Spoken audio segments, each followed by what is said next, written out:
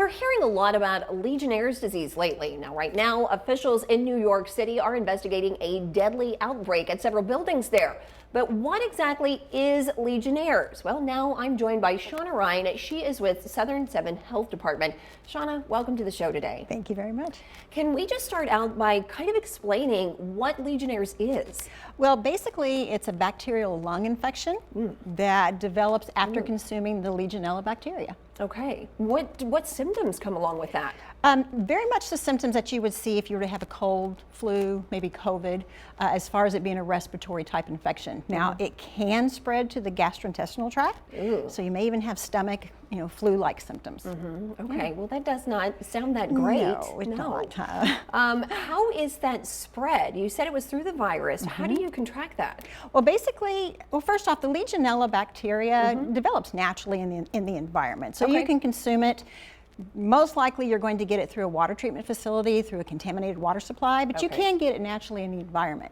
So fortunately, because cases remain low nationwide, that's because our environmental protection agencies, our health departments are doing their job in keeping those bacteria at bay. Oh, okay. All right. Well, our region has seen some cases of Legionnaire's disease in the past, but is it something that we need to be concerned about now?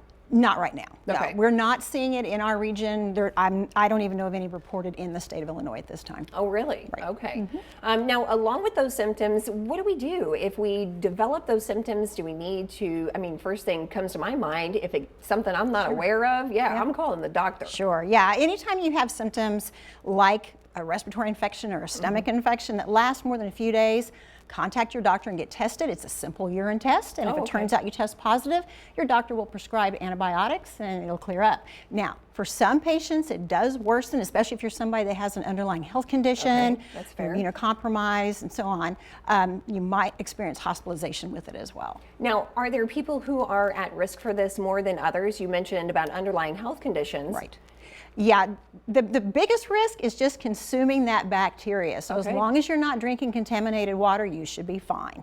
But if something happens where you are seeing those symptoms, again, take into account if you have underlying health conditions, especially if you have an underlying lung condition or stomach condition, anything of that nature, you do want to contact your doctor immediately. Yeah, anything where you're dealing with your upper respiratory system, you don't really want to mess around with that. I think that those things, or it seems like things with like influenza, RSV, you let those settle in too long, it's so much harder to get rid of. It is, especially. And the thing about this particular disease, it's not airborne.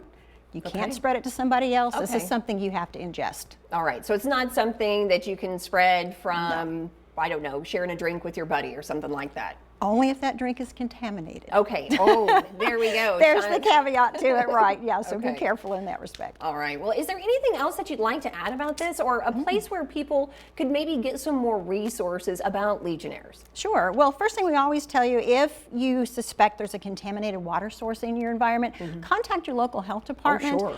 For them to do their next steps in getting that tested, and just watch for any symptoms after you've maybe been out and drank water that you're not familiar with. But other than that, you should be fine. Okay. All right. Thank you so much. And I know, it's a talking point, kind of a water cooler, not to make a pun there, but it's nice to know what to look out for, and if you're suspicious of something, who to call next. Right. And you might not know if that water is actually contaminated, but yes, calling your local health department is a good first step. All right, Shawnna, thank you for coming in today. We always appreciate it.